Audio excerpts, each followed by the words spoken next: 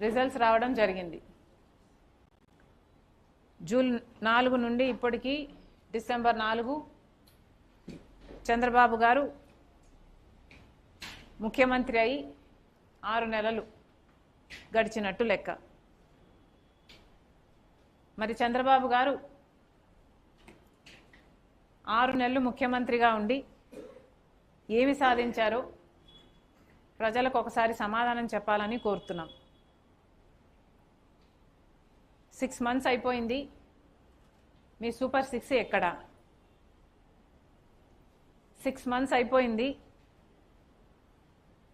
Super 6 అమలు చేయడం కాదు కదా, అసలు ఆరంభం చేయడం కాదు కదా, అసలు దీని విధి విధానాలు ఏమిటి అని కూడా ఇంతవరకు మీరు ప్రకటించలేదు.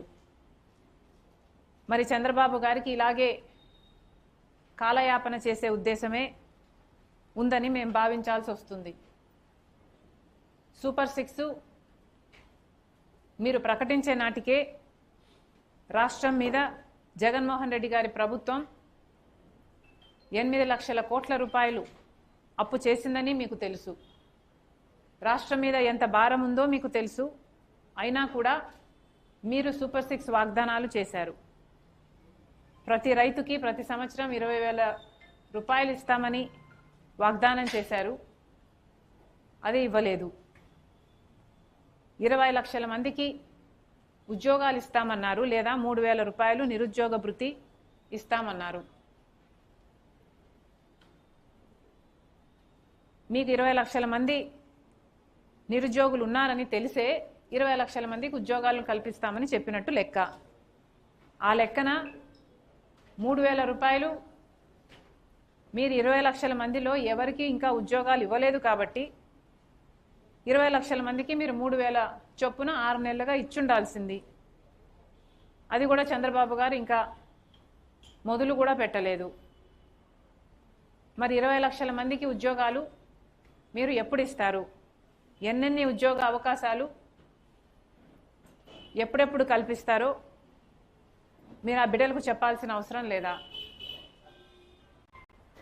ఇకపోతే చదువుకుంటున్న ప్రతి బిడ్డకు 15,000 రూపాయలు ఇస్తామని మీరు చెప్పారు. 4 బిడ్డలు ఉంటే 60,000 రూపాయలు ఇస్తామని ప్రతి మీటింగ్లో చెప్పారు.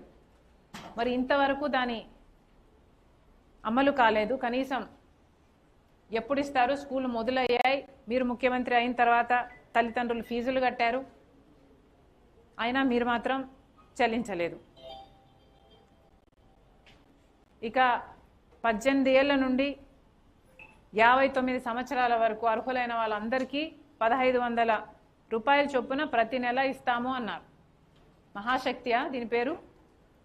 అంటే మహిళలందరినీ మహాశక్తులను తయారు చేస్తాం అన్నంత బిల్డప్ ఇచ్చారు. ఏది మీరు ఇచ్చే 1,500కే నెలకి? పోనీ అదైనా ఇచ్చారా? మొదలు పెట్టారా? పెట్టే ఉద్దేశం ఉందా? 6 నెలలు గడిచేపోయాయి. ఇంకొకటి 3 సిలిండర్లు, సంవత్సరానికి 3 సిలిండర్లు ఇస్తామన్నారు. 6 నెలలు గడిచిపోయింది, 1 సిలిండర్ ఇచ్చినట్టున్నారు. వచ్చే 6 నెలల్లో ఇంకా 2 సిలిండర్లు మీరు ఇవ్వాల్సి ఉంది. బస్సు, ఉచిత బస్సు మహిళలకి. ఇది చాలా మీ అన్ని స్కీముల కంటే, అన్ని పథకాల కంటే సూపర్ 6లో అతి తక్కువ కాస్ట్ పరంగా అతి తక్కువ ఉన్న స్కీము ఫ్రీ బస్సు.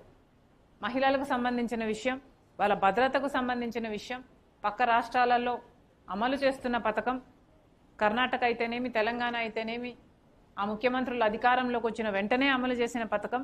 కానీ చంద్రబాబు గారికి 6 నెలలు దాటినా కూడా అమలు చేత కావటం లేదు. మరి చంద్రబాబు గారు 6 నెలలు గడుస్తుంది, 12వ తేదీ వస్తే ప్రమాణ స్వీకారం చేసి కూడా 6 నెలలు అవుతుంది. మరి ప్రజలకు ఈ 6 నెలల్లో, ఈ 6 మంత్స్లో, ఈ సూపర్ 6లో ఎన్ని అమలు చేశారు ప్రజల ముందుకు వచ్చి సంజాయిషి ఇచ్చుకోవాల్సిన అవసరం ఉంది. ఇక